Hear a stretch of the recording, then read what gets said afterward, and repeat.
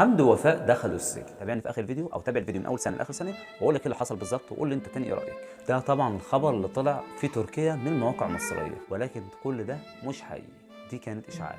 طيب ليه قالوا حمد ووفاء دخلوا السجن؟ بص، اولا حمد ووفاء فاتحين مشروع في تركيا زي ما احنا عارفين، وهل هما دخلوا السجن ولا لا؟ حتى الان لا.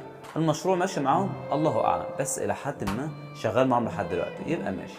طيب حمد ووفاء ليه الناس قالت عليهم دخلوا السجن؟ الناس او المواقع اللي قالت كده كان في خلاف بسيط كده بين الشركاء وبين حمد ووفاء، والشركاء طبعا لازم يكونوا اتراك لانهم قاعدين في تركيا. هل حمد ووفاء عملوا فعلا مشكله؟ لا، دي خلافات عاديه جدا بين اي شريك. هما فاتحين شركه مقاولات، اي نعم مش كبيره قوي، ولكن لسه بيبداوا مع شركه كبيره كمان فاتحين معاهم الموضوع ده. وبكده انا قلت لكم ده خبر مهم. طب ليه قالوا انهم دخلوا السجن؟ بسبب الخلافات دي. الخلافات ادت الى انه اي حد بيكتب اي حاجه وبيطلع يقول اي حاجه عشان يكسب مشاهدات ويكسب فيوهات كتيره.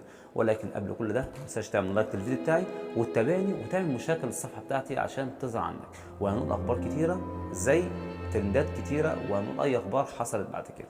تعالوا نتكلم في حته تانية كمان. طب ليه حمد ووفاء ما نزلوش مصر لحد دلوقتي؟ لانه في ناس قالت انهم دخلوا السجن بسبب عدم نزولهم مصر. اولا عدم نزولهم مصر ملوش علاقه خالص بدخولهم السجن، لانهم هم في دوله ثانيه خالص، دوله تركيا. عامه حمد ووفاء في تركيا فاتحين المشروع لحد دلوقتي. هل هم في السجن؟ لا، مفيش في السجن خالص، ده هم عادي خالص، هيعملوا فيديوهات الايام الجايه كمان، واحتمال ينزلوا فيديو النهارده كمان. وبكده انا اتكلمت في اقرب حاجه مهمه في الفيديو ده. ما تنساش تدعمنا بلايك وتعمل كومنت.